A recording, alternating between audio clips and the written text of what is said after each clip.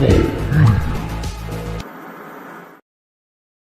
we're back live on a Thursday, 8:42 on the East Coast. This is the Spitball Media Podcast. We're going to spit out some top entertainment stories of the week, watch some cool movie trailers, and more. My name is John Draper. Joining me all the way from the great state of Pennsylvania, his name is Shaheen. Shaheen, how are you holding up these days? Hey man, it's getting a little warmer. You know, I have no complaints on my behalf. You know, so Are you getting trying to the maintain bomb that. Cyclone? Are you getting the bomb cyclone Sunday that we're getting? No, I'm thinking about different bombs. You know, so Yes. I'm hoping to hit Iran soon. So Like physical bombs dropped from Yeah. planes and yeah, drones? please hit Iran ASAP. Thank you. Oh my gosh. Appreciate Bisho Brian, I know I feels like spring is in the air. I heard birds today, but we're getting a bomb cyclone Sunday. Yeah, it looks like a John Carpenter movie outside right now. Like it was 65 yesterday, and then today, oh yeah, it was nice. But then today, it's been like dense, like monsters coming out of the woods fog all It's day like the long. mist. Yeah, it's cold and rainy. Swear to God, I was driving. I know Toledo's not big, but I'm driving over the river on this big ass bridge, and visibility was like 50 yards. It's like I can't even see downtown. I can't see the refineries and shit. It was crazy. Well, we've had poor air quality here in upstate New York. Like we get air quality, which is I never recall getting a poor air quality up until like the last couple of years. So maybe this will all end soon. I'm hoping aliens will come and just straighten out. But until they do, we're going to be here back on our regularly scheduled programming.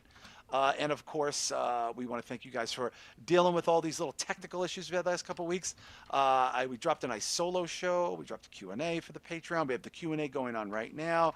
Speaking of the Patreon, you can go to patreon.com/spitballmedia. $5 a month. $5. Like half a commercial streaming channel costs, Shah, but you can get thousands of hours of commercial-free entertainment. Yeah, I hit up my old tattoo shop because I wanted to get I want to get my knuckles done soon the next month. That hurts like the Dickens. Yeah, man. I mean, the prices are through the roof, so believe me, $5 a month. We haven't changed on you because best believe tattoo prices have changed. They've tripled. So you know. Yeah, everything's. I might have to hit up Schlack, man. I know he's busy. I'm like, dude, man, please. Hit For the him love up. of God. Hit him up. We love the Schlack. And Yeah. of course, Bisho Brian, you know a little bit about economics. The dollar value for this Patreon is extraordinarily in the favor of the consumer. It is. It's not going to drop like crypto did, and it's not going to go way the fuck up like, well, price of groceries. $5 a month, been that way since day one. Since the for some reason I can never think of the Break the Apocalypse name. Fuck. I know. All the way back from Iranian satellite dishes, frog dicks, and smoking scorpions. Still $5 a month. Lots of bonus content, and we're still here. We're still Yes, here. and we're So thank still you guys. here until until it all ends. Which could be sooner than later. Which But, may not be a bad thing. It might not be a bad thing. A fresh start, going back to the Cro-Magnon days, cavemen. I don't think it's that bad. I really don't think it's that bad. Patreon.com/spitballmedia, $5 a month. Thank you to everyone who's contributing to the Patreon. Please consider giving a gift to yourself. If you didn't get a Valentine's Day gift, this is a great one to give to yourself. And it's cheap. It's very, very affordable. And of course, I think. What's today? Next week, we'll probably bang out that Q&A at the end of next week, so you got a little bit of time there for the questions. B, have you checked the questions? Have the questions been... I've not checked a thing out at all. I'm a little curious. I'm a little scared. A Whenever little I don't scared. check. Yeah. Yeah, don't check. It's way more fun. It's way, way, way more fun. But thank you to all the people checking us out on the free, and of course, the people in the old Patreon. Bisho, who's hanging out with us tonight in the old chat room? Got some longtime friends hanging. We got Joe Punches. The Joseph Punches. We got Coke Hogan, brother. Coke Hogan, brother. We got Kevco TV. The Kevco TV. We got Donald Q. Stoney Esquire. Always good to have a lawyer in the conversation, of course. We got Ryan Keefe. The Ryan Keefe.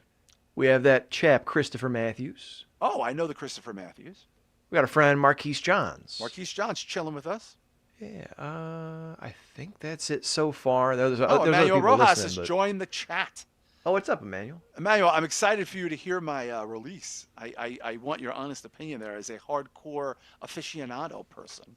Don Stoney said, I gave my wife Spitball sub for Valentine's Day and I'm single now. Well, yes, I would have told you not to do that. I would have. What do you call it? definitely Audio herpes? Is that what you call it? audio herpes? Jesus Like Christ! Radio Gaga. Yeah, Queen has Radio Gaga. We have audio herpes. Yes. And of course, my album is dropping on February 28th. Light the Fuse Records. Digital everywhere. Vinyl copy. Drowning Room. 35-year anniversary. I'm going to be promoting the piss out of this. And I will be in New York City at the Monroe Pub on March 7th. At 8 p.m., we're doing a listening party with Mike. DJ Mike and Human's going to be playing the early 90s. He's going to be playing the early alternative hardcore punk metal rock songs, you name it, of the early 90s. And we're going to be listening to the album. We could probably do a little giveaways. There's going to be a lot of cool people there chilling. I'm getting a lot of nice feedback from that. Yeah, and who knows? Maybe you'll see me on a stage one day. Who the fuck knows? But for now, it's listening parties. I am going to be so drunk at that. My God, record-breaking drunk. But Lament Drowning Room LP, February 28th. Order your copies now at Light the Fuse Records. Pre-order. There's T-shirts. There's a whole bunch of shit going on.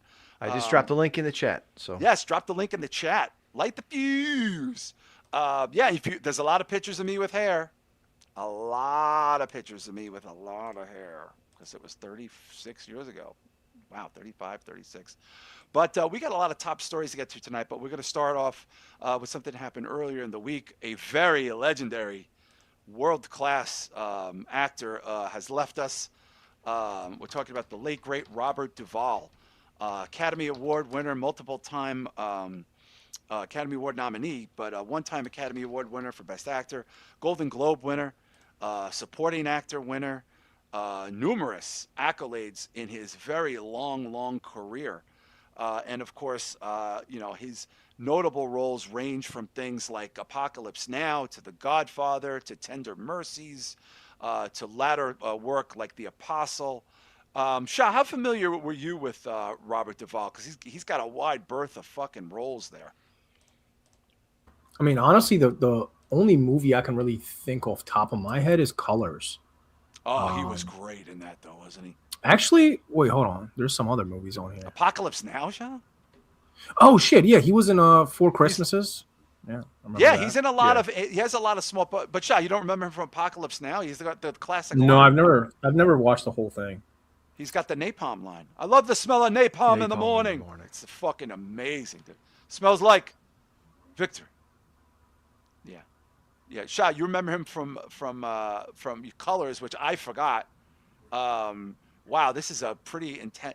Dude, he's in a lot of movies. Jesus Christ. Like, I was trying to remember, he's one of those guys, like, you know who he is, you've seen him, but I can't place all the movies he's been in until I look at him. Like Days of Thunder, Falling Down, To Kill a Mockingbird, The Godfather, obviously. Yeah. Gone in 60 Seconds. He's like, I Colors. want to say he's the older friend of Nicolas Cage. The Apostle is, Shah, you would love The Apostle. Oh, it's really good, man. It's really Which one is that?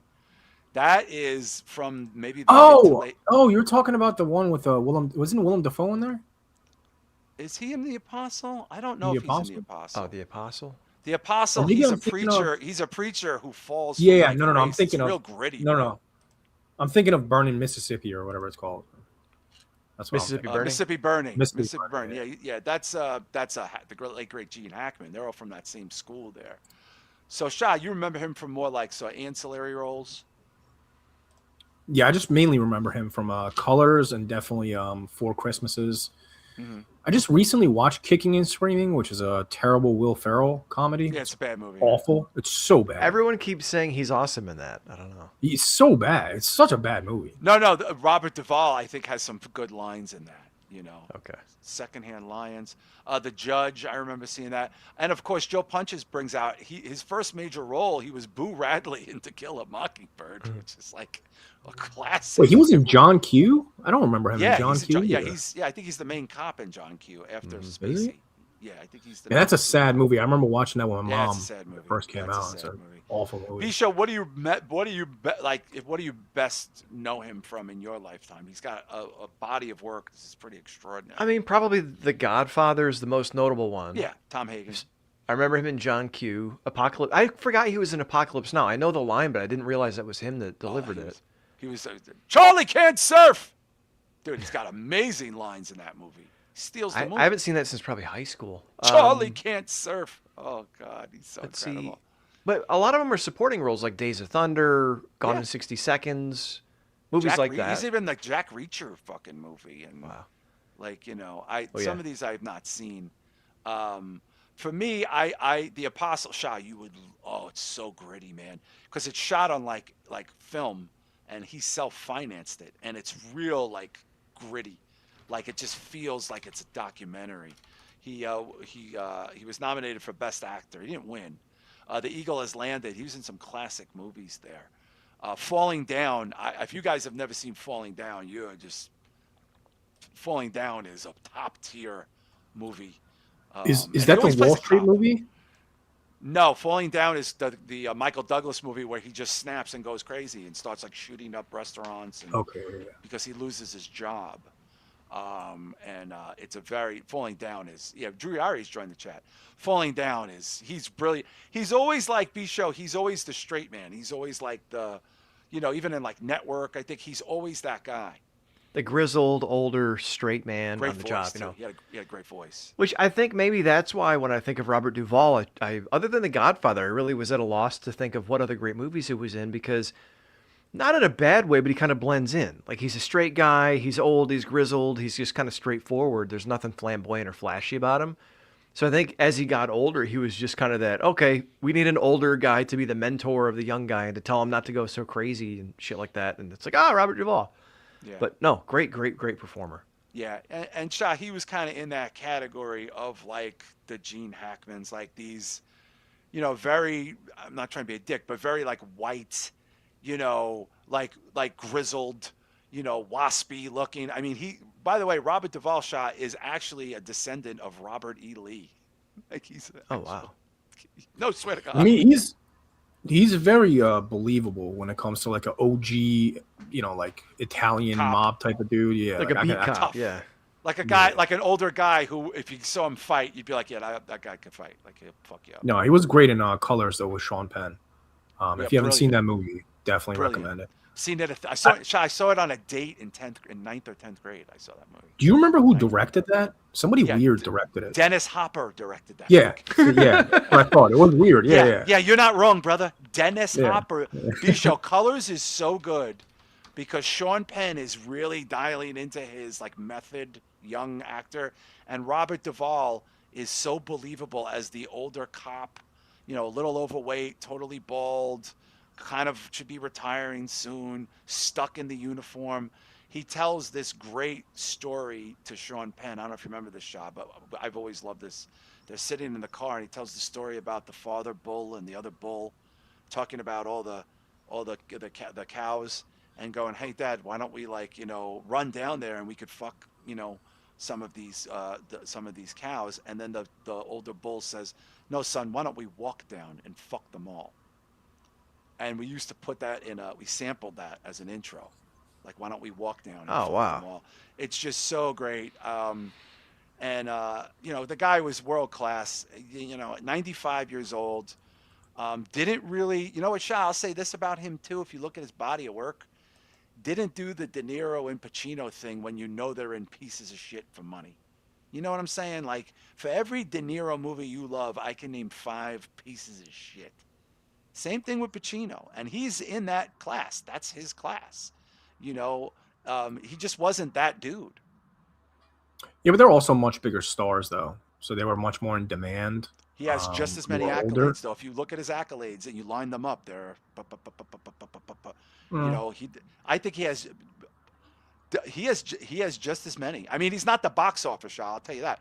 But yeah, like he's not the head of the movie, though. He's not front and center of the film. It's kind of like for sure. B-Show, there's an eerie scene at the end of Godfather 2 that's a flashback scene, and one by one these men start leaving the room from the dinner table. Did you see that? And in the order of it, that's how they died. I did. I saw that on TikTok or Twitter yesterday. That's crazy. Yeah. And then Joe Punches Shah points out what we played with Duvall talking about Stanley Kubrick. He was an actor's enemy. An actor's enemy.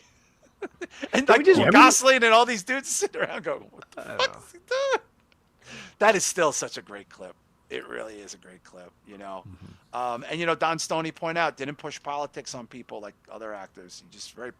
He was very blue collary guy. I remember him going on Stern, and Stern was just blowing him like in the '90s, and he was just like laughing at Stern like he thought this was the funniest shit. He lived like a quiet life. I think he lived in Texas or some shit. Wasn't a Hollywood guy, you know. But I gotta say, man, these guys, Shah, they're all leaving the station. We're only a couple of years left from no Pacino, no De Niro, no Nicholson. These people will never be replaced, bro. They'll never be replaced. Yeah, man, I'm starting to feel a little old now too, man. I've been in denial for the longest time, but now that I'm getting a little whites and shit, you know, it's taking me a few hours in the morning to feel normal again. It's starting to hit me, man. I'm starting to finally accept it. I'm like closer to 40 than I'd like to be at this point, but. Well, welcome to middle age. I'm on my way out. There's another big story. This kind of bummed me out. I'm not gonna lie. Shia LaBeouf, who had an interesting last bunch of years. Which, by the way, I wasn't aware he wasn't with his Mia Goth anymore. I think because he fell off the wagon, she kind of pieced him out. Shia LaBeouf was arrested earlier this week at Mardi Gras. It was Fat Tuesday. We just had Fat Tuesday, Ash Wednesday, Mardi Gras. Oh, that's probably where our good friend Chris Castro is right now, enjoying Mardi Gras here. Bisho, tell the people what happened to our good friend Shia LaBeouf. Well, according to People magazine, he yelled homophobic slurs and was lunging at people before a New Orleans arrest, claims alleged victim. I didn't see this. When you sent it through, I couldn't read the text, the speech to text, so I moved by it. But basically, Shia LaBeouf, according to People, was screaming at everybody and lunging at patrons outside a New Orleans bar before his early arrest, February 17th. Jeffrey Dammit, well, what a name. Jeffrey Dammit? Born Jeffrey Climate. Jeffrey Dammit tells People the actor also hurled homophobic slurs during the confrontation, which began around 5 p.m. Monday at Royal Street. How fucked up do you have to be doing, like, lunging at people and shouting homophobic slurs at 5 p.m.? It's pretty early in the day for that. I walked in waiting for the bartender, and I got smashed into from behind pretty hard. When he turned around, he claims LaBeouf immediately escalated the situation. He cuts into effing push me, I'll kick your effing ass. And I'm like, Jesus. Dude, I've been standing still. Then he starts using homophobic slurs. Damn it, says he ignored the encounter and left later in the evening. But when he returned around midnight, LaBeouf was still there being a complete asshole. 7 hours this went on. Jesus Christ. Oh my Dude showed up at 5. Is that right? Wow. This shit happened at 5 p.m. Shia LaBeouf story similar, but I just want to point out that Ryan Keefe pointed out, and by the way, Rich Dow has joined the podcast, and Araka Blue too. Ryan Keefe pointed this out. You know, when his appearance on John Bernthal's podcast, he was on the redemption trail. Yes, I've shared clips of that with many people. What he was saying about redemption and having someone help you. So this kind of bums me out. Shah, here's a funny Shia LaBeouf story. So back in my previous life, when I was sort of I was working on Wall Street. I was doing events, like coordinating events for like social events for the company. So like fundraisers. So we had a meeting at this bar that we were renting for a social event, and in Midtown Manhattan. It was the summertime, and there's a news story that Shia LaBeouf was at a bar in the middle of the day, got into a big fight, and got arrested. Well, 24 hours later, that's where we were at the exact same time, at the same venue. As I'm watching this, I go, I have a meeting at that place tomorrow at 1:00. This is literally like, had it been a day later, and with my track record of fighting celebrities, dude, and everyone knew this. Like all the people that I was there with, Shah, were like, dude, can you imagine if this was tomorrow and you were there and Shia LaBeouf was acting all crazy? I mean, but Shah, it is like, the guy's kind of like a punchline, but the guy, is really a sad Hollywood tale at this point. Yeah, I mean, honestly, I don't feel the least bit bad about this, or bad for him, I should say. He's kind of a dick. He does the tough guy shit a lot. He's been doing it for a lot of years. He does. And you're gonna do it to the wrong person eventually, man. None of us are, made out of iron, like And clearly, he got a shit whoop, man. I mean, he barely had shoes on. He had no shirt. No Yeah. shirt on. I think he took the shirt. He was- I would bet he was- dollar for dollar. Took the He shirt was off. with one of those ASAP guys too. One of ASAP Rocky's like little sidekicks. Oh, really? One of those dudes was there with him. Yeah. Hmm. It wasn't A$AP ASAP Ferg. Ferg? It was one of those ASAP dudes. There's like 1,500 of them from Harlem. Is I there don't know which really? one. Oh, I don't know. Yeah, there's a I lot don't of them. know. I'm not up on my ASAPs. Whatchamacallit, B-Show. I feel bad, like this guy just can't get it together, and it just doesn't seem like it's going to end. It's only going to end one way. No, man, and sometimes you have a friend who gets into trouble a lot. They have a bad life, maybe struggle with A lot of addiction. those. Shah's got a lot of those too. And some of them kick it, and some of it, like, it's weird. Some you think will never get any better, and they turn their lives around, and it's fantastic. Some you think are the ones that should kick it and just continue to be, shitty about everything. And like when you see him like crying to John Bernthal about losing his life and Mia Goth being like his everything, like you feel bad for him, but then you see him doing shit like this, and it's like, nah, man. Well, you're he's a got fucking idiot. he's got a substance abuse problem too. Clearly, I mean, like Yeah, this he is not- does, man. He's got a It's just substance abuse problem. that Dude's out dude's of like his my fucking mind. age. Yeah. That dude's like my age, and it does kill me to see someone like that who's got what? Doesn't he have kids with her? Yeah, I think he's got at least one. Yeah, so like just throwing your life. He's like fucking rich and great actor and Yeah, he's a good actor. good He's a career really and good shit. actor. He's not on. Why do we feel bad for people like this, though? I feel bad people for with substance people. abuse problems because we all know them and they fuck up Yeah, and then but they come no, back no, to no. us and we go, No. People that are millionaires that have access to every fucking thing in the world that we don't have. I feel bad for kids in Africa, bro. I don't feel bad for Shia LaBeouf for drinking too much, man. Get your shit together. Yeah. Well, I like I said, like I was really more about Bernthal on that podcast because I'm a big Bernthal guy, and Bernthal basically kind of tried to fucking clean the dude up. Like I've been in that role in life, and I agree with Shah. Look, I don't have celebrity envy to that point, but I just feel like the guy cannot get out of his own way. Like he's done all these things and nothing seems to stick. And I know a lot. To be frank, I know a lot of Shia LaBeoufs. I know a lot of them. I have a lot of Shia LaBeoufs in my life, honestly. And I didn't know that they weren't together. I think he fell off the wagon and she pushed him out. Bisha, before we skip out to the next story here, can we just double check? Because I think he released a statement. And I just want to see what that statement is, And also, Rams fan points out another child star. And Shah, these child stars, man, most of their lives are dog shit. They just can't get it together in the real world. I hear you. I'm just saying there's so many people in worse circumstances that nobody voices, anything about. Like I'd rather stand up for those people than some famous guy that's, going to have a much easier lifestyle than I'll ever have in my life. Like, no, for sure. I don't know, man. I'm kind of over the whole celebrity obsession and feeling bad for celebrities and standing up for them. There's too much going on in the world. Like I don't. No, I get you, and after reading what he said, that I'm going to remove this ragu ad to see in a minute.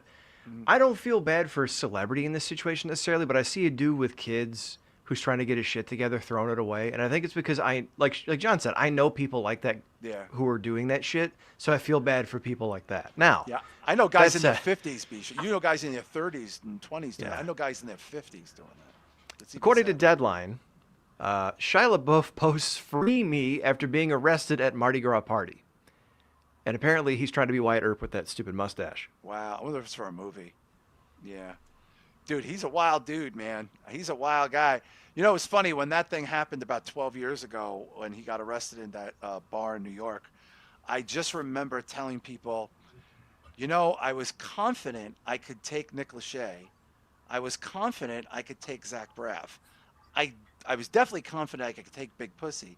I don't know that I could take Shia LaBeouf. I just remember saying that. I was like, because he just seems like he wouldn't care. Like he just seems like chemically imbalanced. Yeah, like he just wouldn't care. He would just be like, his nose would be all. I'd be like, oh fuck it. Like I just like, yeah, I don't think I would have wanted that. I think I would have let that go. I think I've been like, you know what, easy Transformers, chill the fuck out. But to pivot, we got some interesting news this week in the Hollywood world. Famed director, horror sort of giant currently, Zach Cregger, whose weapons is still on a lot of people's minds, not to mention his upcoming Resident Evil. A lot of hype on that, a lot of excitement for that, as it's supposed to be a blood and guts movie. He's already got his next project that got announced earlier this week. And Bisho, can we let the people know in case they missed it? This is actually very interesting. Yes, according to Dread Central, his next film is allegedly Flood. Currently in post-production on his interpretation of the popular video game Resident Evil, Cregger could already be eyeing his next horror film. It's a screenplay titled Flood, which was first reported by Cinema Newswire on X before the post was removed. I had seen a description that it's basically a survival horror film set during a catastrophic flash flood in a modern city. I saw maybe in a high-rise apartment or multi-story building. So yeah, Shah. I mean, listen, this guy probably could set a very tense circumstance around that plot. You know. Yeah, I kind of wish he would just skip Resident Evil and go straight to that, because I don't know, man. I don't know how I feel about him doing a Resident Evil movie, because I don't like video game adaptations, and I just don't like zombie Zach movies. Cregger's video game adaptation. I know, but it's just I don't know how I feel about that. Yeah. Well, they said it's going to be blood and guts, you know. But what do you think of this premise of his new film? I'm excited for it. I mean, again, I'll watch anything this guy puts out, just because he's 2 out of 2 so far. So I mean, you know, with Barbarian and Weapons, both were like phenomenal films. I believe in this guy more than I believe in Osgood Perkins, because he missed with the monkey for me. Yeah, I didn't like the monkey. Still like the monkey. You haven't seen whatchamacallit, Keeper yet. Keeper? Dude. No, I did watch Keeper. I got it. Oh, you loved Keeper. What am I talking about? You loved I did love Keeper.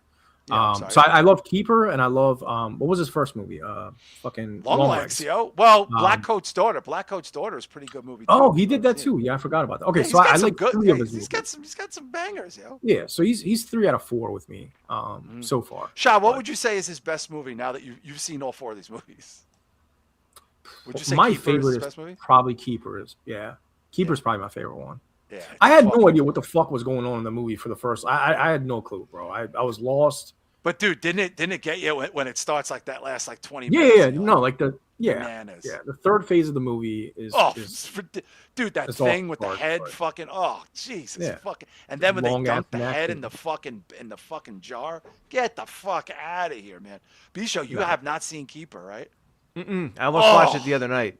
Yeah. Oh, god damn, you're gonna be like, this movie was fucked. This was a conspiracy.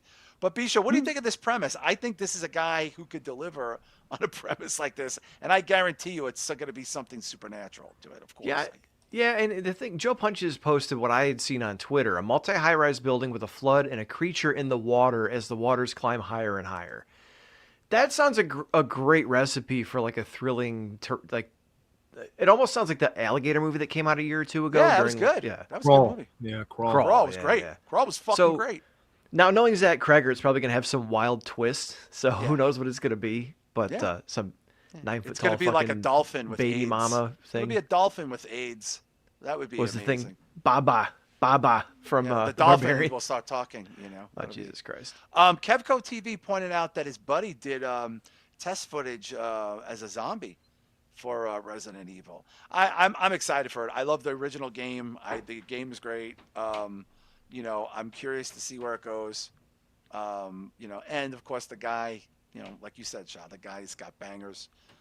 So you just know, like, his name now is a thing, and people are going to be like, well, I got to go see the Zach Cregger movie. Like, you know what I mean? It's like, he's almost like an adjective now. Like, you know, it's like he's his own world. I do like how he's switching it up, though. Like how he's going from, you know, long legs to weapons to like a Resident Evil. What was it? You meant Barbarian. Yeah, Barbarian. Yeah. So I do like how he's attacking kind of different like subgenres of horror, and he's going for the zombie one next, and then he's kind of gonna do like a creature feature. Which creature features? I think we need more of those, man. That's really like, we need more good ones. Yeah, it's really lacking. Like, we haven't got a good, I don't know, alligator movie since, I can't even tell you the last one. What was the last one? There's a Yeti movie. We'll save that trailer for next week because we got better trailers we want to get to. But there's a Yeti movie that looks pretty good to me. And I'm excited for this Zach Cregger. I mean, listen, like you said, the guy, regardless of what happens with the Academy Awards with Amy Madigan, the guy is hot fucking shit right now. And like honestly, you know, even if he wasn't doing Resident Evil, if he was doing this movie next or whatever, there's certain people B show I think right now, Osgood Perkins, Zach Cregger, JT Mulner, I'll throw in that category. Like their names are like okay. And by the way, we could throw Damien's name in there, even though it's only associated with one property. But this one property is a massive property, so it's like we kind of have the new era people, like whether you know, in a lot of ways. Yeah, that's a good way to put it. The thing I think about Cregger too is people who watch his movies, who are into horror movies, they're movie heads. They know him, like you said. They know his name. They know his brand. But he also does movies that appeal to a more mainstream audience who don't necessarily know him. So like, Right. Weapons had a weird premise. Barbarian had a cool premise. This one is not only a creature feature, but also like a disaster movie. And people like disaster movies, especially in the summertime if this thing comes out in the summer. Can you imagine that? Right. Hot summer, people cramming into the movie theaters just to get a popcorn and cool off. And it's a movie about a high-rise flood with a creature. I mean, I think that's very versatile. And it's funny because he's not making like the Rock, Dwayne Johnson movies that are so commercial that like, holy shit, this sucks. But he's kind of versatile. He's pleasing the movie heads, but he's also making movies that regular people can enjoy, I guess. Well, since Shah mentioned this too, I'm just curious because now I think we all might have the same answer. Shah, I'll start with you. Out of all these newer people, you can even keep Ari Aster in there. He's not really newer. Who do you think, as right now, has the most whose name makes you the most enthused, regardless of the plot? Like, who's somebody that you go, okay, I'm gonna have to go see this movie because so and so did it. So we're not counting Eggers. Yeah, you can. Yeah, but these guys are kind of the next wave. Like, are you still like die in the wool? Ari Aster gets me to a movie theater above anybody else. I mean, yeah, but I mean, his last two movies weren't horror. I want him to go back to horror. Although I enjoy everything he's put out, I really think that guy is like meant to do horror, man. You know, he puts out some great work otherwise, but probably I don't know, man. It's between this guy and Osgood Perkins, obviously. I mean, those are kind of the main two. Okay. Yeah, I mean those two I would say. So Keeper brings Osgood Perkins back in the conversation for you. Yeah. Keeper. I think Keeper would have been probably my number one movie of last year if I had seen it last year. I think I told you that offline. B show. It's a lot of good names there, but who's the one that you go? Yeah, I have to go. I have to go see that. Like, you know, no matter what, like I have to see it. Either Ty West or Zach Cregger. We need a Ty West fucking movie, man. Ooh, damn. Yeah. I love those movies, the Maxine trilogy. You know, it could be Oz Perkins if maybe I see Keeper, and that's if I really enjoy that. Because honestly, after you're gonna want to do a solo show on it. I'm just telling you right now. Okay, all right. Because after the Monkey, I kind of dipped out for him. I was like, never mind. Yeah. Well, dude, you know who I'm waiting on? The guy that made Mandy and Beyond the Black Rainbow. Cosmos. Yeah, Cosmos Panthamos or something. Panthamos. Cosmos Panthamos. He's only made 2 movies. I'm like, dude, it's been like 10 years, man. Come on. I will probably say JT Mulner only because I have rewatched Strange Darling so many times, dude. Not since like Pulp Fiction have I watched a movie that many times. But I think Cregger, like Drew Ari said, he's like Cregger and then JT Mulner. And I'm like, and not to mention, I watched The Last Walk again. What a banger. What a fucking banger. And now knowing that this guy's got Chainsaw, what's our boy doing here? This guy's a brilliant filmmaker. It looks like I don't know if he directed or produced a movie called Something Beautiful. Ooh. In 2025. Was it a Miley Cyrus video? Oh, it's a Miley Cyrus like mini movie. Wow, that's interesting. Emotional journey through love, loss, and self-discovery. All right, it's like I got this director from Mandy, Cosmopolitansis. Right, okay, right. Well, yeah, I know he did direct Montana. He wrote it. Yeah, no. Christ. Thank you, Drew, the G checking me in my own chat. He thinks he's playing me out like Castle over here. But yeah, I know he wrote it, but it's a fucking banger, you know. And most of these guys that we're talking about write their own movies. Interesting enough, Francis Lawrence doesn't write his own movies. He also did Black Phone too. Francis Lawrence, if I'm not mistaken. Did you guys see the Black Phone too? Not the second one. No. I have it. I haven't watched it yet, though. Mm-hmm. Oh, okay. I bought it. I haven't seen it yet, though. Yeah. And by the way, before we head over to the trailers, Predator Badlands is on Hulu. And I'm going to rewatch it. I enjoyed it that much. Oh, Scott Derrickson, thank you. I was going to say. Francis Lawrence did. Oh, yeah, Scott Derrickson. One of these guys has a tie to TV that I always forget. But Predator Badlands, if you guys have Hulu and was sleeping on the Predator Badlands movie, I highly recommend it.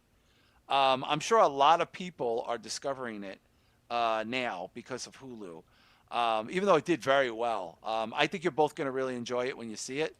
I am going to probably watch it again, but I'm trying to get out to Psycho Killer this weekend because I need to see that motherfucking movie. It opens tonight, and then I got this Elvis concert movie that I want to try to go see. It's in limited release. I wanted to go see that with my buddy Mark. I'm excited to see that. But we're excited to bring you some banger trailers.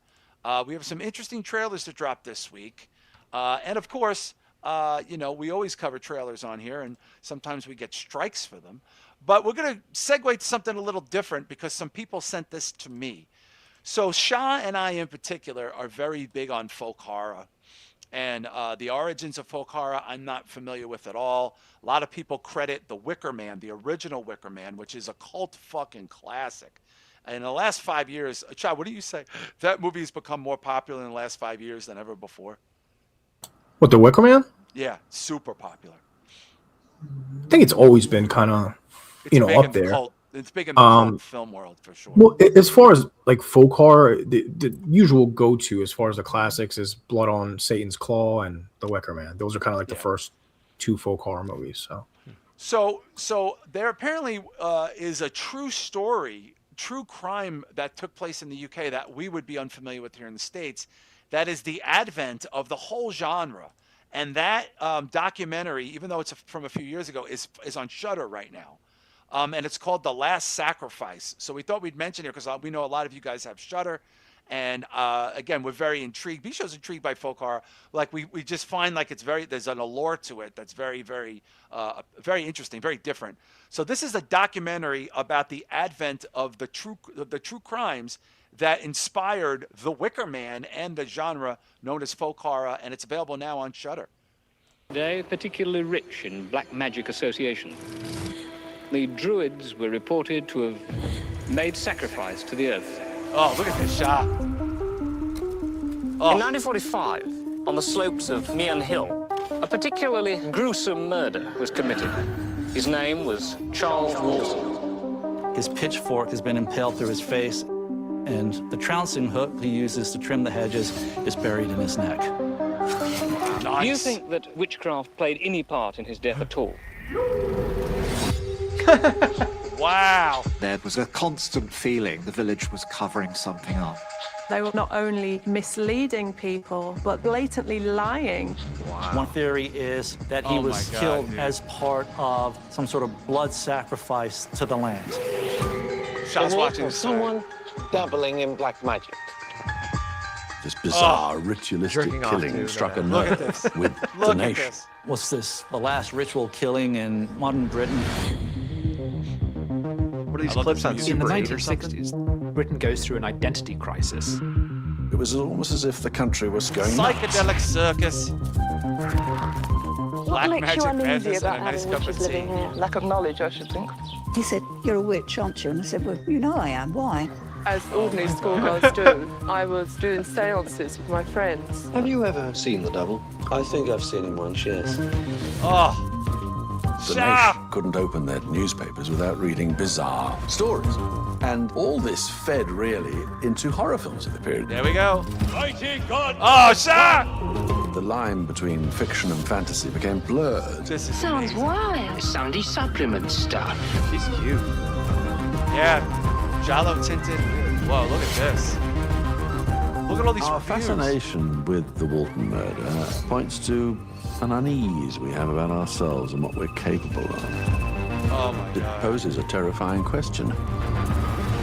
What is really going on in England's green and pleasant land? Oh. Let's go. All right, Shah. How soon are you watching this? I mean, I don't have Shudder, but I'll definitely grab it just to see this. I mean, this is right up my alley. Have you ever seen Kill List? It's a British movie. You've seen it? Yeah. My brother Do you think Mike this made me inspired watch that it. at all? What's that? Do you think this inspired that movie at all? I don't know. Because I've never seen Kill List fully. Yeah. So I don't. I have my brother. I think it might have been on Shudder, but Shah, I think Shudder's like $8. I mean, like it's just a fucking have it for the month. I mean, the only reason I don't have Shudder is because I mean, literally, dude, I own 90% of what they already offer. So like, unless they put out something original like this, there's really no reason for me to subscribe to any streaming service, really. Yeah, this is on Shudder. B-Show, I have to watch this. This looks amazing. However, having Midwestern uncles that grew up in the United States during the 60s, can we just chalk a lot of this stuff up to drugs and like satanic panic? Because like I think I've seen the devil. It's like, yeah, my uncle used to say that shit because he hit LSD, in 1965. I've definitely seen the devil. I assure you. I mean, to be fair though, from somebody that's taken a bunch of weird shit, yeah. I do kind of believe that it does open up certain passages in your brain where you might be able to interact with things that you can. So I mean, I don't know. I'm not saying they could, because I don't even believe in a devil. So I mean, I obviously don't believe in that. Well, Shah, he believes in you. He believes in Thank you. you. But I mean, like someone believes in me, man. I appreciate it, devil. That's that's from the movie Constantine, where he's trying to tell the girl that the devil's involved. She goes, "I don't believe in the devil." He goes, "Well, you should. He believes in you." Another thing, man. Like I had one of those like sleep paralysis demons one time, right? Like where I was wide awake. Oh, it's horrible. I'm Sleep serious. paralysis. Sleep paralysis is maybe one of the worst living human experiences. Bro, it's happened to me one time. I was wide awake and I was paralyzed and I couldn't do anything. And I had this naked demonic woman on top of me strangling me. And I just sat there. I couldn't do anything. So like, what if you have an experience like that back in the day? I mean, that could be, you know what I mean? Like we chalk it up to, Sorry, man, go ahead. No, I was just gonna say we just chalk it up to, that's like sleep paralysis. It happens. Whereas, 100 years ago, 200, 300 years ago, somebody might have been like, oh, this person's possessed. This is witchcraft. Kill them, lynch them, et cetera, et cetera. Yeah, sleep paralysis. That's real, though. I saw that, bro. I lived that. Like, I felt the hands. I saw it. I was wide awake, and I couldn't move. And it's the scariest thing when you're helpless and you literally are just paralyzed. You can't do anything. Yeah. Well, I'll tell you what. I want to see this movie. I don't know. I want to see about the true crime. I know very little about this, and I am a fan of that genre. But it is on Shudder. It just hit, I think, this week. Oh, shout out to Dirk. Speaking of the devil, Dirk is here. Dirk is no devil. The devil ain't shit. Anyway, this is another horror movie. I guess that's a horror movie, but it's a documentary called Do Not Enter. I like that. I like the premise of this. Now, I don't know if this is the found footage one, B-Show. There's one that's found footage-y. There's so much with this found footage. I know, I'm looking for it. No, Do Not Enter, excuse me. Is this the James Vanderbeek? I think this might be the... So there's a Lionsgate movie with James Vanderbeek that was shot 3 years ago that was never released. That, they're releasing it, and it's this movie. It's called Do Not Enter. Now, this reminds me, other people have said this. Have either one of you ever seen the movie Judgment Night with Cuba Gooding Jr. and Emilio Estevez and Dennis Leary? That sounds really fucking familiar. It's one of these like action movies. It's about a bunch of middle-aged guys that go to that get derailed coming from like a basketball game and end up in a very bad movie, and they see a murder. And it's them trying to escape from the criminals. One of them is Everlast. Dennis Leary is the head of the criminals. And it has a soundtrack of all metal and rap songs together. So the soundtrack is bigger than the film. But it's called... So this looks a little bit like this. But anyway, before anybody gets a little bent out of shape about this James Vanderbeek thing, he shot this movie 3 years ago. This is 3 years ago. And frankly, you can see he's sick here. This is just my thing. A lot of people were upset about this getting released, but I understand. I mean, listen, the guy died. They're going to try to make money. This is the business. I'm sure. I don't know. I guess we'll let you be the judge of it. This is called Do Not Enter. It's called the Paragon. It's an old hotel down the shore. It's where the legendary gangster Meyer Lansky stashed his missing $300 million. Are you guys seeing this? Oh, this is a whole other show. Everyone that's gone looking for this money, My bad. never been heard from again. Sounds dangerous. Yeah, sorry, my bad. But there is that James Vanderbeek. You know the drill. You search room by room, floor by floor. What the?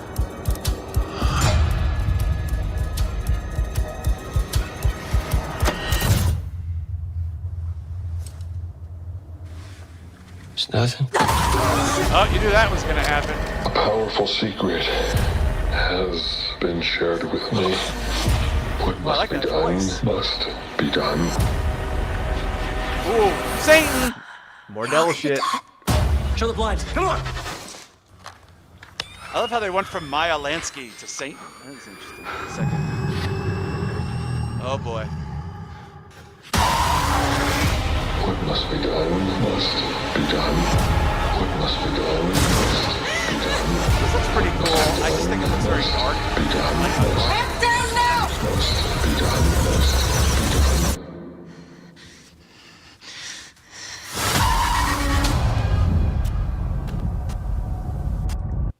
March 20th.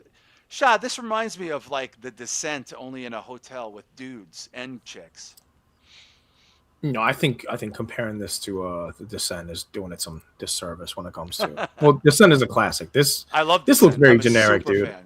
Yeah, this looks very generic. I'm not a big fan, and I immediately, honestly, kind of checked out as soon as I saw that they CGI'd a fucking tree. Like, if you have to CGI a tree, I mean, come on, dude. They CGI'd a tree. Literally, come on. We can't even have trees in movies anymore. Like, one single fucking tree. Come on, man. I don't know, dude. They CGI, man, it really killed They it for me, CGI'd bro. a tree. I didn't know they CGI'd a tree. Yeah, if you go back, you can definitely tell that tree is CGI. Oh wow, I didn't catch that. Bisho, can we pull this up? I'm curious because this looks like it hits on a lot of familiar themes. I forgot the name of the fucking movie The already. James That was Vanderbeek terrible. movie. I don't know why I did that. What's it called? Do Not Enter? Do Not Enter. I forgot the name of the movie already. That's the impact it had on me. Wow. You know what's weird is Shah's completely right. I was thinking the same thing, but I was thinking Lionsgate to me made a lot of mid to okay to shitty, like in that range. And they're horror continuing movies. to do it. And like the 2000s, it looks the same as their 2000s horror movies. It's CGI'd like a lot of their 2000s horror movies, and like the jump scares, it's like they went back to rinse, repeat. Yeah, and it's like in 2026, why the fuck would you do that? Like the great cinematography and shots and composition that we're seeing, and all these great movies coming out. And that's their MO. I mean, honestly, it's probably cheaper. Yeah. They did. Yeah, it's a damn shame.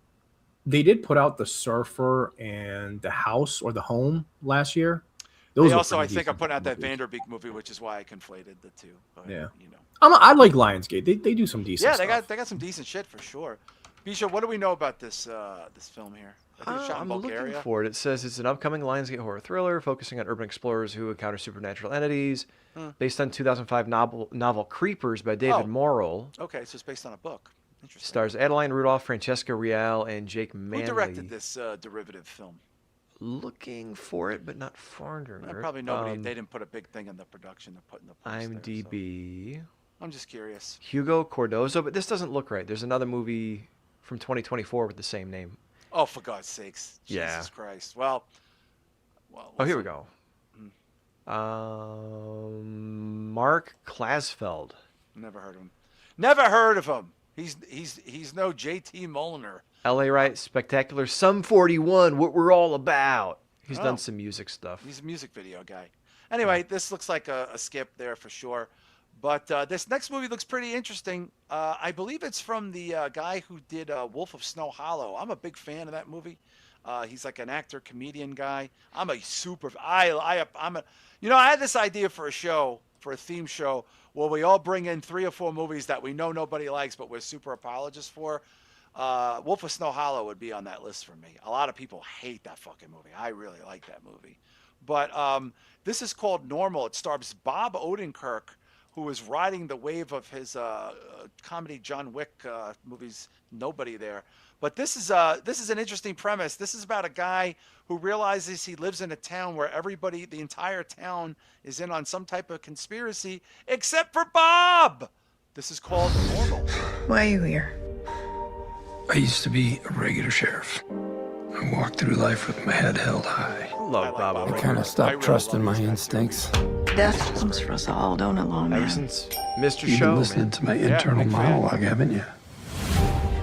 Magnolia. I took a sheriff job in a little town called Normal, Minnesota. Weather advisory, a winter storm threatening later this week. Reports two assholes screaming at each other. All right, separate! People seem friendly enough. Oh, wow. Whoa, 16.8 million. Where the hell did this town get that kind of money? Community really came together on that one. Yeah, I would say. Is that a police scanner you got? You keeping tabs on me? Yes, sir. Oh, boy. This is a hell of an armory. kind of like it. Did she catch that? Yeah, it's my one trick. What do you think of our little town? Oh, Henry It's Winkler. charming. You know he's involved. Oh, shit. Keep your hands where I can see them! If you don't play this right, we're gonna have a massacre in there. I say we play the hand that's been dealt to all of us. And maybe you get to keep the rest of your goddamn fingers. You could build a whole new life here in Normal. He's We definitely a bad really guy. celebrate the community.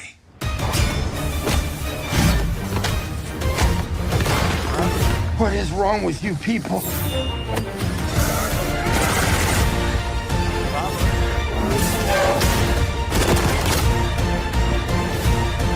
Oh, Lena Headley. I love Lena Headley.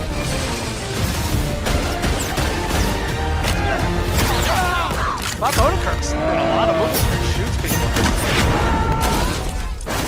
Nothing to see here.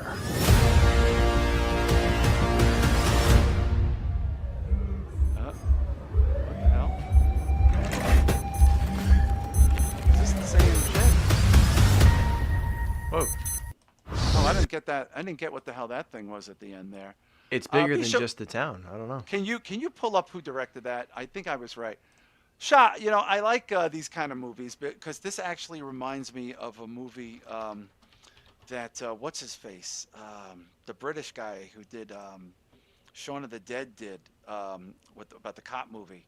What the fuck was that? Hot called? Fuzz? Hot Fuzz. This kind of reminds me of Hot Fuzz. That was fun. You know what this reminds me of? It's essentially, in a weird way, it's very similar to The Wicker Man. It's like a Minnesota version of The Wicker Man. Oh my really. God, that's crazy. Because it's essentially just like a town turning on a cop and setting him up. That's what The Wicker Man is. I mean, it's exactly what this is. That's right. They're all turning on the detective. Who doesn't Yeah, know? Kill List. I was just talking about Kill List. That 2011 movie right there. Oh, so this is the guy who did Kill List? I guess. Oh man, Meg I am 2. really. Oh, he did High Rise and the Meg 2. Ben Wheatley. A Field in England. Dude, that's another one. I didn't know he did Kill List. Oh, this and is it. Ben Wheatley?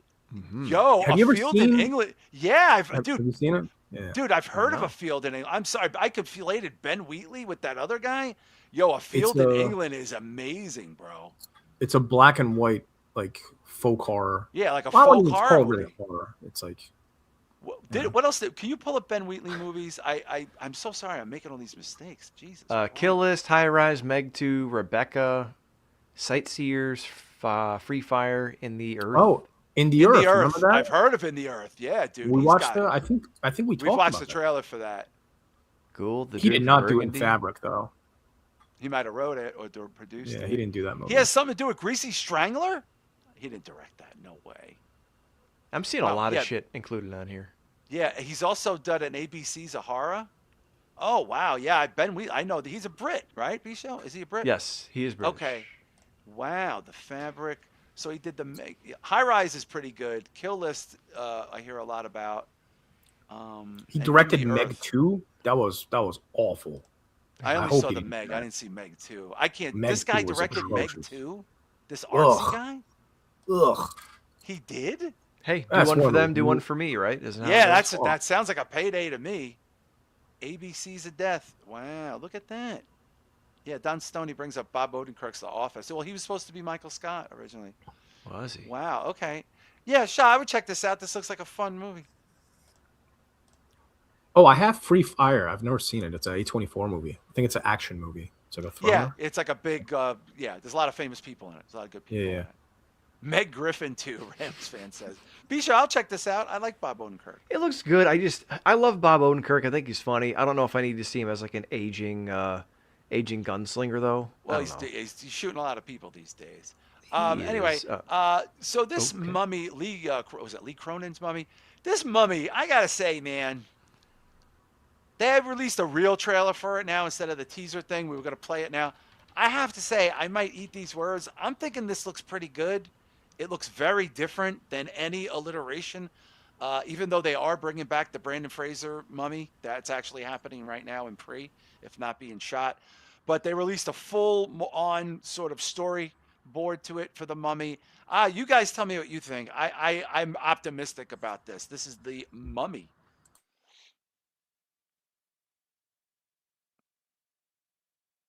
Can I get 2 slices of pizza?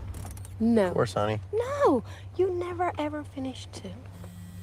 Hello? Is that the guy who played the Wolfman in the? I'm Deputy Chief at the U.S. Embassy. It's the boyfriend from Midsummer. Oh, that's who It that goes in is. the- Wow. Yeah, it goes in the bear costume. Oh, that's nasty. I guess he survived the bear costume. Someone survived something. It's very important you fully prepare yourselves for what you're about to see. Oh, wow. Is it their daughter or something? They thought she was dead. No sudden moves. I don't know. No loud noises. What the hell? Hey, butterfly. Yeah, this is oh, God.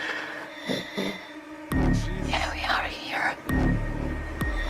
Ooh, that's nasty. We're here. That looks interesting. She's been missing for 8 years.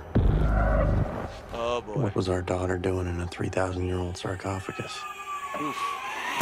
Becoming the mummy. Care and lots of love. How many others were found? 57. 57? How many of them were still alive? It's funny because this doesn't seem like a mummy movie at all.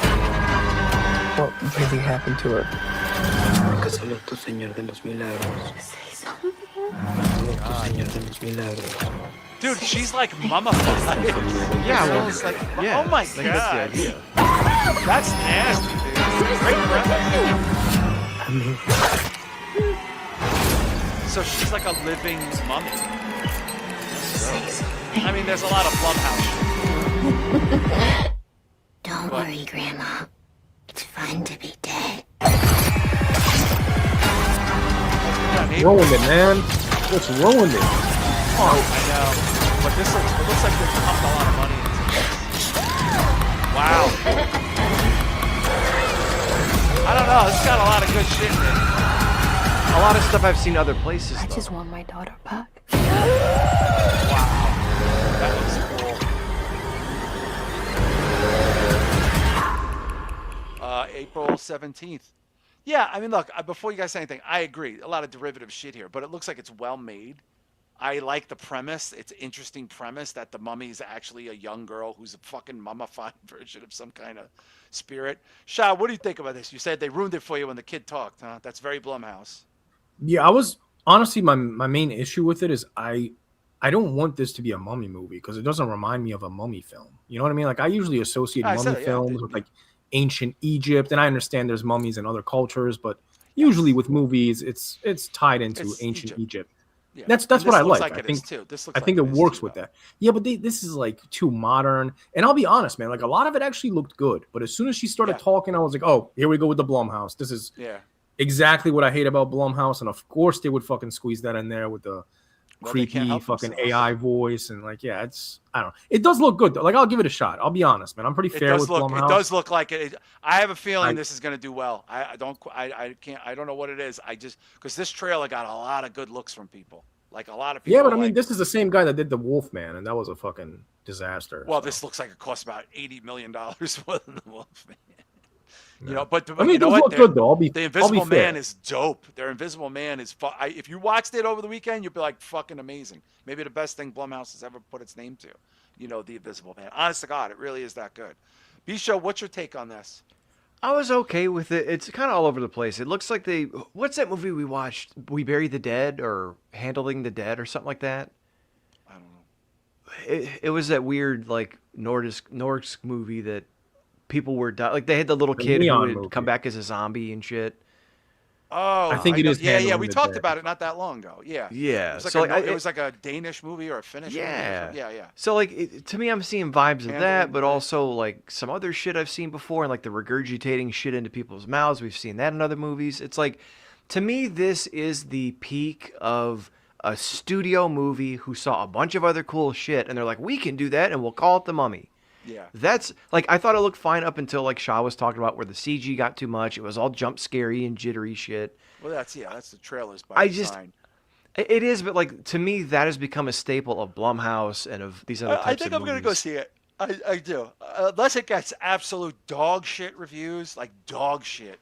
But but the trailer is getting great responses from people who, like Chris Matthews, looks way better than I thought. Yeah, I know. That's what I'm saying. I had low to no expectations, so it's easy to. Oh, thank you, Don Stoney. We Bury the Dead. You know, that's why I think the reaction is better. But it had some good-looking shit in it. I like the way the girl looks. I like that last scene where she's all the wind. Like, that looked fucking crazy. I'm curious about it. You know, I'm just... They want to make this modern-day Universal Monsters thing a thing. They haven't been able to do it. We just had a Tom Cruise Mummy like 4 years ago. It's Handling the Dead. There's so many of these movies with that title. But this isn't even... That, like, no, it's not. The Mummy. That's what I'm saying. Yeah. Well, listen, we got 2 more trailers we're going to bang out. We are going to cover the real Mandalorian and Grogu trailer because the Budweiser commercial one during the Super Bowl was such ass. A lot of people think they saved that for this, or maybe they kind of... I don't know. I'm a fan of the series, like billions of other people. We're just going to check it out real quick, and then we have this Cliff Booth trailer that I wanted to watch with Shah, as we are very familiar with the character from the Tarantino movie. But this is Grogu and a Mandalorian and Grogu. Coming to theaters, not to... this is an actual theatrical release. Why does it keep shutting off? I don't know. Is Disney fucking with us again? Could be. Kathleen Kennedy's last act. I still don't know why we had to have the film. Hey, never touch the buttons. I do love Baby Yoda. I still mark out for Baby Yoda. I can use some information. Whoa, And I love for the this character. price, I'll tell you whatever you want. I'm looking for a hut. Close for the night. Thank you. Is that Buscemi? Looking for a hut. Gangsters. Yeah. Oh, shit. War criminals. Long live the Empire. We'll take out every bad guy in your deck of cards. Oh, this is what I'm here for. Nice. This isn't about revenge. Oh, shit. That catches it. It's about preventing another war. Strap in. Shit looks good. I gotta say, CG looks good. Wow, the helmet's off like only the first and second time. And then it will be his turn. Before going into harm's way, check your armor. The kid will live centuries beyond me. I won't always be around to protect him. Nice. Oh, wow. What Oh, my gladiator God. arena? You Yeah. should be. Damn, look at that thing. Do we run? Yo. Or do we fight? I like this kid. Oh, this is gonna make a fortune. This is gonna make a fortune. What are you waiting for? Oh,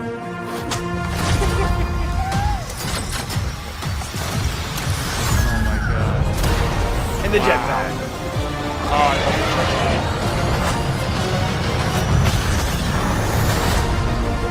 Wow. Let's save the rest for after dinner.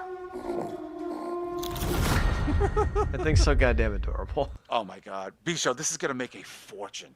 This may actually redeem all of the bad shit that they've put out over the last couple of years. Because, like, look, Andor's supposed to be good. There's some cool stuff going on. It's fucking great. And you asked why we needed a movie for this. I think it's because they promised a quality movie, and after years of releasing nothing since the last one, they knew this is the only hand they had to play. I honestly think it looks like they played it pretty brilliantly there. Bisho, can you look up who directed this? Shah, you have to admit, this looks like a fucking engaging, good, like it just looks good. You know, all the shit looked pretty good to me. Yeah, I mean, I don't have the background to really comment too much on it because I don't really know the story and the plots and the characters and all that. But yeah, we don't know anything about this plot. It's a whole side thing. So, but visually, this looks great. Like this is what you should do with CGI. You know what I mean? Like this is good CGI versus some of the shit that we've discussed tonight.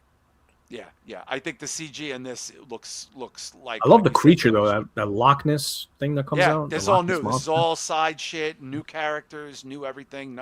You know, it's a derivative, obviously, of the series, which is a massive property. Bisho, who got to direct this? It was Favreau. Favreau directed this? Oh, yeah. This is. I have to go. There's no way I'm not going to see this. There's no chance. Oh, I didn't know that. Awesome. I thought they splintered this off. Well, I feel a lot better. Oh, man. Woo! I feel a lot better. Bisho, this looks great. I know. Great. It's funny. Like, this is, and I hate to say it because it may be a bait and switch, and it may be. We might be regretting this shot in like 2 months. But like, this is exactly what, and I know this isn't going to be much to Shah, but this is exactly what Star Wars fans have been waiting for like a decade of like Kathleen Kennedy get the fuck out of the way, let Jon Favreau and who's the other guy? Dave Filoni. Just let them go. Yeah. Let them do their shit. Just let them do it. We'll find out. Bisho, this is a big deal. I mean, you know, I think this is going to be a super, super huge movie. Like huge box office for sure. I have to see it. There's no. When does it come out? I didn't Bisho, see it on the trailer. May 22nd. Wow. I'm surprised they didn't put it out on May 4th. Yeah, it's probably Tuesday or some shit. So I'm going to possibly. Do that. Anyway, this is our last trailer. It is a spin-off of Once Upon a Time in Hollywood, but it is not directed by Quentin Tarantino, although I believe it might have been written by Quentin Tarantino. It is the adventures of the character Cliff Booth, played by Brad Pitt, Academy Award performance in... Shah, did you say that's now your official favorite Tarantino movie, Once Upon a Time in Hollywood? I wouldn't say it's my favorite, but it's up there. It's definitely my top 3. By the way, Lionsgate, another one that they own most of the Tarantino movies. Tarantino, yeah, from that time period. Really? Anyway, this is the Kill Bill, Foxy Brown, all that shit. They own all that. Yeah, that's Lionsgate was a big swinging dick at that point in time. Anyway, this is the adventures of Cliff Booth. This is coming to Netflix. You helped Rick subdue those hippie intruders, huh? Something like that. You say that like there's more to it. I don't possess many talents, but I know better than getting away with a good story. What's up with his face in that? I don't know. Did they de-age him or something? I don't think so. Was this the Peter Gunn theme? This is just Get Smart. No, it's Peter Gunn, because they use it in Blues Brothers, too.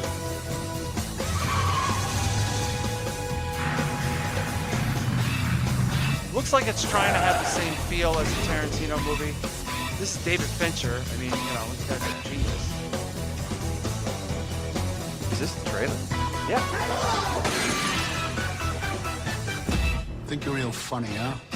I'm a little funny. Did they de-age him or something? I don't think they did. Because his face looks weird. Like there's a filter over it or something. Yeah, I mean, I don't know. Shah, I guess that does not look like Brad Pitt, dude. Look at that. Well, I mean, he looks like Cliff Booth with a mustache. You didn't see Once Upon a Time in Hollywood. I think Shah, if anything, they aged him. He looks. I was going to say, yeah, I was just going to say, because we know the character. He did not look like this in the main movie, Shah. Yeah, no, he looks older. So if anything, they aged him. I don't think they de-aged him. Probably it. Yeah, I think they made it. They jumped a little time here. Shah, did we? Then he need looks young here. So I don't know. Yeah, that's what I'm saying. Yeah, it could be a filter. Who the fuck knows? Shah, did we need this? I mean, I love the character. I love the movie. I'm curious what they do. I love David Fincher. Did we need this? Was this necessary? Not really. I mean, I like David Fincher too, man. I mean, obviously I like Fight Club. You know, he's done a bunch of cool shit. But he's fucking genius. not really though. And if anything, I would have rather had Tarantino direct something like this. It's kind of weird, like passing the torch down. Well, he's to David Fincher. Yeah. Well, he just Yeah, but it's still weird though. That's like it's his problem. Well, he was working on that Critic movie that he scraped. I think that's what it was, and he said, "Hey, I'm too busy, but I give my blessing to David Fincher if he wants to do it." And David Fincher said, "Okay." I'm hoping it has the same feel. Imagine if Terrifier, right? They just passed that property down, just like do the backstory and a but what if they gave it to Ty West because David it's still Leone weird, got Nightmare on Elm Street? It would no, still you're right. rub me I the agree. wrong way. It I'd is be a like, weirdness to why? it. But it's not like they gave it to some nobody. Like it was given to like a prolific. No, they definitely passed it off to somebody they can trust with the property. I agree with you on that. It's just odd seeing. It is an odd choice. Yeah. I Bisho, don't know you've if I've never ever seen seen it. Once Upon a Time in Hollywood. My God, is it fucking great. I've seen some clips of it on YouTube, but no, it's I've phenomenal. never seen the actual movie. Phenomenal. Phenomenal. It's a phenomenal film. And a lot of great things in there. So I would recommend you watching that. And that movie is very like vibrant and colorful. This seems like dark. It doesn't really go hand in hand with that movie. It doesn't. Like, some really people said resemble that they were like they hated the darkness of it. Like Yeah. like they said something like Once Upon a Time in Hollywood is almost exclusively a daytime except for the ending, and this looks like it's exclusively nighttime with no end in sight. Right. Well, look, it's a quick edited trailer for TV with a lot of stuff blocked out, probably for, as far as that goes. But of course, I'll check it out. It's David Fincher, and it's a Tarantino spinoff. Anyway, we have a shit ton to get to Patreon. Please consider going to patreon.com/spitballmedia. $5 a month. That'll get you thousands of hours of exclusive content, solo shows, Q&As, Break the Apocalypse Days, you name it, you got it. And of course, we have the Q&A up right now, so get your questions in.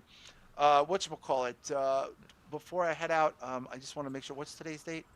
Today is the 19th. Okay, so you still have a full week to get to the Patreon. We're going to record that next weekend for your February Q&A. Let's talk about that because I might be out of town next weekend for volleyball. Oh, okay. Well, maybe we could. If we have to do an odd time one, since it's not a live show, we'll figure it out. Volleyball dad, we'll figure it out. It's every other week we travel, and my wife and I have been alternating because we don't. Yeah, do no, it it's a lot. It's a lot. Volleyball. Hey, look, volleyball season. Anyway, Shah, do you have the plugs for our friends here? Yeah, you can follow me at planet.mondo. You can follow B-Show at B-Show Brian, John, and I am John Draper, and the show at Spitball Media. And of course, B-Show, do we have any additional plugs for our pals? We have the Minorities Report there. We have the Drew Yari Experience. I'm going to be on with Fatty tomorrow night live on YouTube. Oh, shit. Okay. Going to do a special bro-to-bro conversation about something personal to both of us. And of course, Rich Dow's podcast is starting, X's and O's. Yeah. Yes. And Necromaniacs, my brother Mike. And, Wrestling Soup, Don Tony, Kevin Castle. Soup, Kevin Castle's still dead, B-Show. But it's still called the Don Tony and Kevin Castle Show. No, right? Is it really still called that? I think so. I thought he just changed it to Don Tony. Well, that's sad. I don't know. I don't mean to say that. I'm just, I don't know. I still see it on Patreon sometimes, and it's got Kev Castle's name on it. So. Or did he get another guy to pretend to be the late Kevin Castle? You can't replace Bob Fresca. You can't replace. Well, that's what I'm saying. I mean, this is like a spinoff. Maybe it's a spinoff. You know what I mean? Maybe it's like a Goguru. It's a new young Kevin Castle. Who's going to become Kevin Castle. I don't know. This is a lot of talk about my dead brother. Anyway, we're going to head on over to Patreon. I hope you guys have a good week. We'll see you next week on the regular show.